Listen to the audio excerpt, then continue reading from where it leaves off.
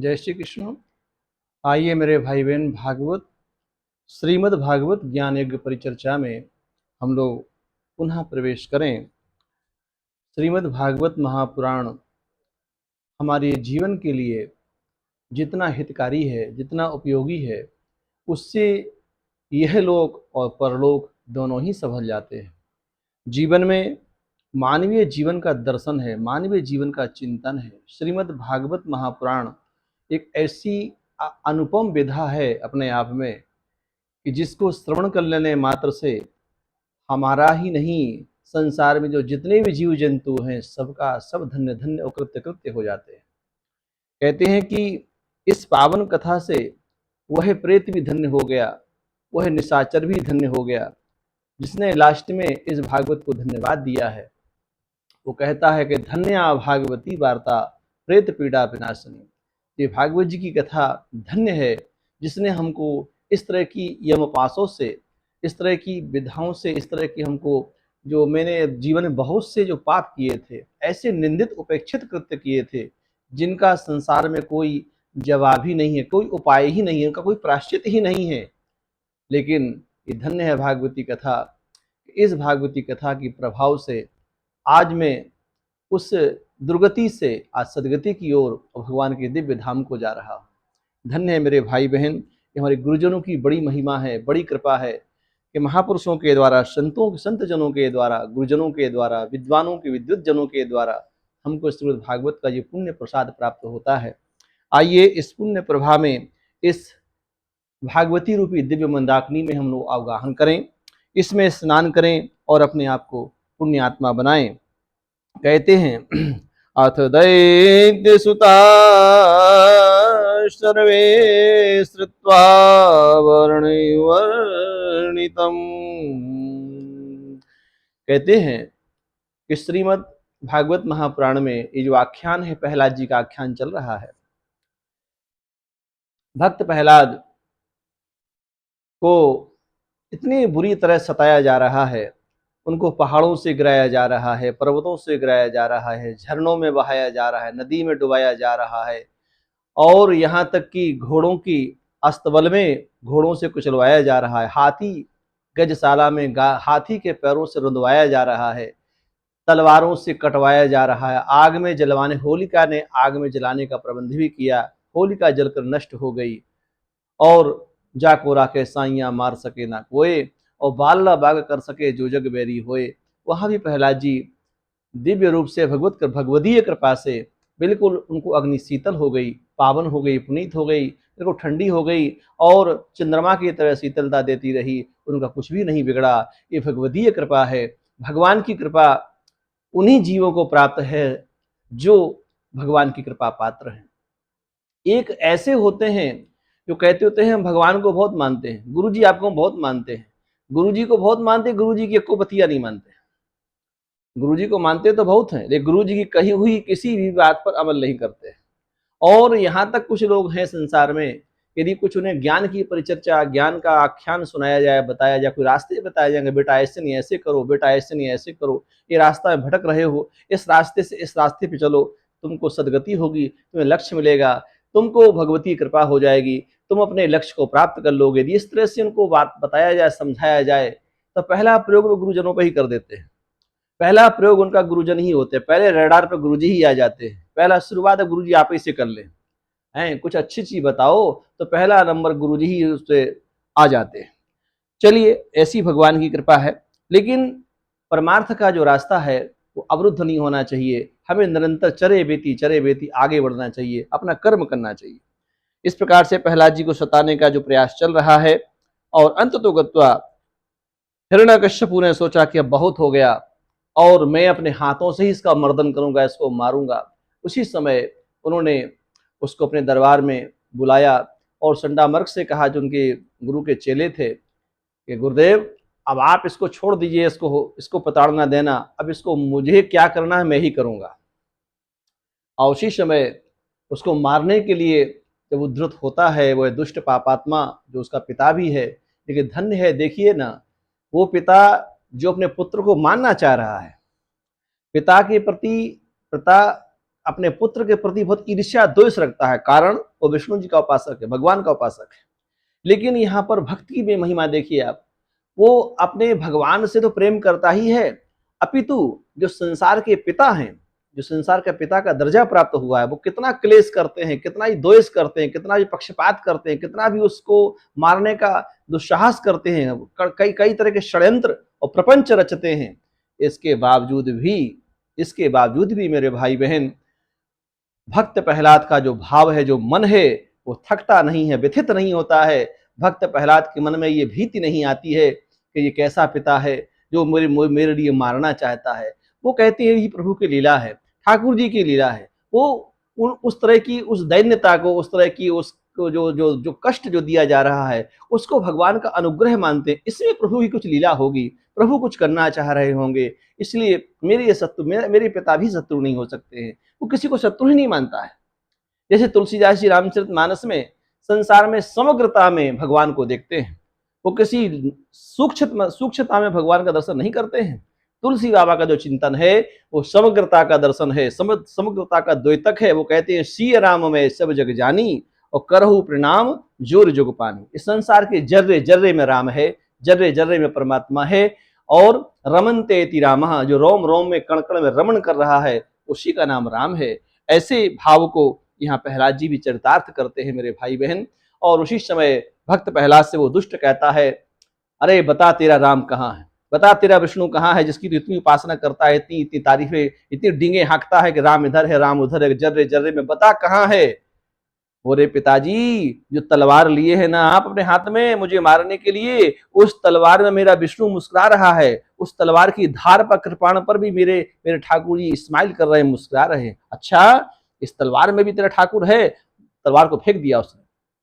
उस समय कहा, अरे पिताजी कहाँ कहाँ क्या क्या फेंकिएगा, जिस सिंहासन के पास खंभ लगा हुआ है, जिस खंभ के सोने जड़ित खंभ लगा हुआ है, इस सोने के खंभ में मेरे ठाकुर जी खड़े हुए हैं, आपको देख रहे हैं, हमको भी देख रहे हैं, इसमें भी है तेरा ठाकुर भाई, इसमें भी। उसी समय वो सिंहासन से उठता है और बहुत तीव्र मुष्टिका बना करके और खम्मे पर प्रहार करता है और खम्मा फट जाता है। जैसे खम्मा फटता है, उसी समय ठाकुर जी खम्म फाड़ प्रकट भय भक्तों की राम, सीतापति राम कहो सीतापति राम। उसी समय नरसिंह भगवान का प्रकट, बोलो नरसिंह भगवान की जय। नरसिंह भगवान का प्रादुर्भाव हो जाता है मेरे भाई बहन। और नरसिंह भगवान उस समय खम्भ से प्रकट हो जाते हैं और प्रकट होकर के उस दुष्ट आत्मा को और जो हिरण्याकश्यप नाम के राक्षस को, और भगवान अपने दोनों भुजाओं के पंजों से, हाथ के पंजों से उनको ऊपर उठा लेते हैं। क्योंकि नरसिंह भगवान का आधा शरीर जो है वो इंसान का है और आधा शरीर जो है वो सिंह का है, शेर का है, इसलिए का नाम नरसिंह पड़ा है। और उसको अपने इस तरह से उठा करके आकाश में ही उठा लेते हैं और अपने जंघों पर उसको लिटा लेते हैं और उसके सीने को विदीर्ण करने लगते हैं नखूनों से। जब सीने को उससे नाखून से प्रभु विदीर्ण कर रहे हैं, तो उस समय उसका जो वरदान उसको प्राप्त हुआ था ब्रह्मा जी के द्वारा, उस वरदान को निष्फल करने के लिए प्रभु जी से पूछते हैं, बता तूने वरदान लिया था हम काहू के मरम न मारे, हम किसी के मारने से न मरे, और न मैं दिन में मरूं न रात में मरूं, बता इसमें दिन है कि रात। भगवान पूछ रहे नरसिंह, बता दुष्ट, हे पापात्मा, जल्दी बता, तूने मेरे भक्तों को सताया है, जल्दी बता, ये बता इसमें दिन है कि रात। वो कहता है, हे प्रभु इस समय दिन है न रात है, इस समय तो नाम से प्रभु गोधूली बेला सूर्यास्त का समय चल रहा है, आधे सूर्य डूबे हैं, आधे सूर्य निकले हैं, अस्ताचल की ओर हैं, न दिन कहा जा सकता है न रात कही जा सकती है। अच्छा तो ये बता मूर्ख, तू कहता था कि न आकाश में मरूं न पाताल में मरूं, बता तू आकाश में है कि पाताल में। तू कहता है, हे प्रभु, हे ठाकुर जी, इस समय मैं न आकाश में हूँ न इस समय मैं पृथ्वी पर हूँ, इस समय तो मैं आपके जंघों पर आप रखे हुए हैं हमको आप। अच्छा ये बता दुष्ट, तू कहता था न किसी अस्त्र से मरूं न शस्त्र से मरूं, बता किसी अस्त्र शस्त्र से तुझे मारा जा रहा है। वो कहता, नहीं मालिक, हे प्रवर्तिगार, ना कोई अस्त्र है ना कोई शस्त्र है, इस समय तो हे भगवान आपके नाखून ही अस्त्र बने हुए हैं, उन्हीं से हमको आप विदीर्ण कर रहे हैं, हमारा हृदय प्रदेश को फाड़ रहे हैं।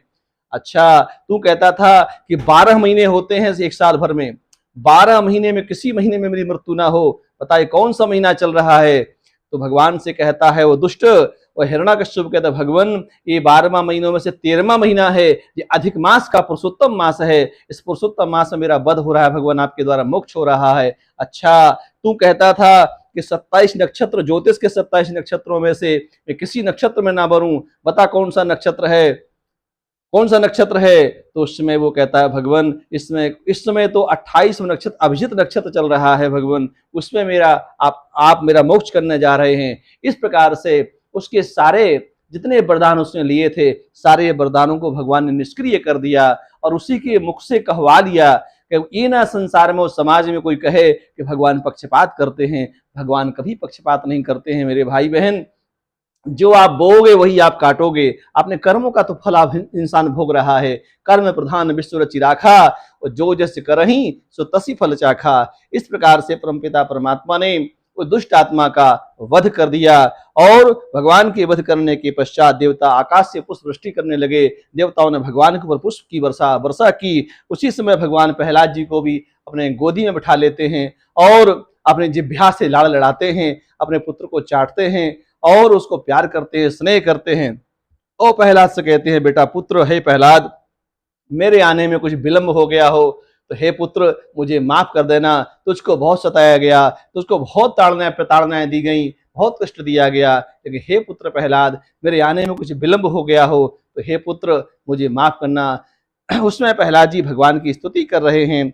यद्यपि बहुत छोटे हैं, उन्हें ज्यादा ज्ञान नहीं है, लेकिन परमात्मा ने अपना दिव्य जो शंख है ठाकुर जी का, परमात्मा ने अपना शंख जो है जिसके कपोल पर उसके गाल पर स्पर्श किया, उसकी वाणी तीव्र हो जाती है, सरस्वती स्फुटित होती है और उसने दिव्य भगवान की स्तुति की है प्रहलाद ने। और स्तुति करने के पश्चात भगवान प्रहलाद जी को ठाकुर जी आश्वासित कर रहे हैं, आश्वासन दे रहे हैं और कह रहे हैं कि हे पुत्र तुम आने वाले समय में यहाँ के चक्रवर्ती राजा बनोगे, तुम्हें यहाँ का राज प्रशासन चलाना है और इसके साथ साथ अंत तो गत्वा तुम मेरे धाम को आओगे। तब तक के लिए तुम भगवान मेरी कही हुई जो आज्ञा है, मेरी कही हुई जो बात है, इसका अक्षर सा पालन करो। भोगे न पुण्यम कुशले न पापम कलेवरं कालजने हित्वा कीर्तिं विशुद्धा सुरलोकगीतां विदाय मावे मुक्तबन्धः भोगेन पुण्यं कुशलेन पापम। ठाकुर जी कह रहे हैं हे प्रहलाद जी, इंसान को जो भी संसार में भोग्य वस्तुएं भोग करने के लिए प्राप्त हुई हैं, उन वस्तुओं को आप ऐसा ना समझ लें कि मेरी बपोती है, ऐसा ना समझ लें कि ये मेरा है। आज जो तेरा है वो कल दूसरे का था, कल किसी तीसरे का हो जाएगा। इसलिए कभी किसी भी वस्तु पर, किसी भी वस्तु और किसी व्यक्ति पर ये आधार, ये नाम से आश्रय, ये नाम से विश्वास न जमा लिया जाए कि तो मेरा ही है। तेरा कुछ नहीं है। इस संसार में जो भी दृश्यमान है ये सब प्रभु की माया है। माया शब्दस्य अर्थः भवति। माया मीन्स होता है माँ माने नहीं और या माने जो नहीं है उसी का नाम माया है। ये जो संसार में दृष्टि प्रतीत हो रहा है, ये सब दृष्टि का भ्रम है। जो दिख रहा है वो नहीं है, जो नहीं दिख रहा है वही है। इस भाव को हम जितने जल्दी समझ लें उतने ही जल्दी हमें प्रभु का रास्ता मिलने का मार्ग प्रशस्त हो सकता है। कहते हैं एक बड़े अच्छे संत थे हमारे, वो कहा करते थे कि भगवान को समझने की जो विधा है वो कठिन भी है, थोड़ी मुश्किल भी है, सरल भी है। कैसे? ये विरोधाभास है, कैसे हो सकता है? बोले हाँ हो सकता है। बोलते थे कि जो भगवान को प्राप्त करना चाहता है, भगवान को समझना चाहता है, उसके लिए संपूर्णतया रामचरितमानस को सांगोपांग करना चाहिए, आत्मसात करना चाहिए। जो रामचरितमानस को जीवन में जीने लगता है, रामचरितमानस को जर्रे जर्रे में समा जाता है, रामचरितमानस उसके जर्रे जर्रे में समाविष्ट हो जाता है और वो रामचरितमानस सुनते सुनते व्यक्ति के आचरण में आ जाता है, कर्मों में आ जाता है, तो ऐसा जीव जो है, ऐसा जीव श्रीमद् भागवत महापुराण का सुनने का अधिकारी बन जाता है। तो निवेदन यही है कि भागवत महापुराण बहुत क्लिष्ट है, लेकिन बहुत सरल भी है। हम मर्यादा से रहें, हम विचार से रहें, हम आदर्श से रहें तो हमें सब कुछ संभव है।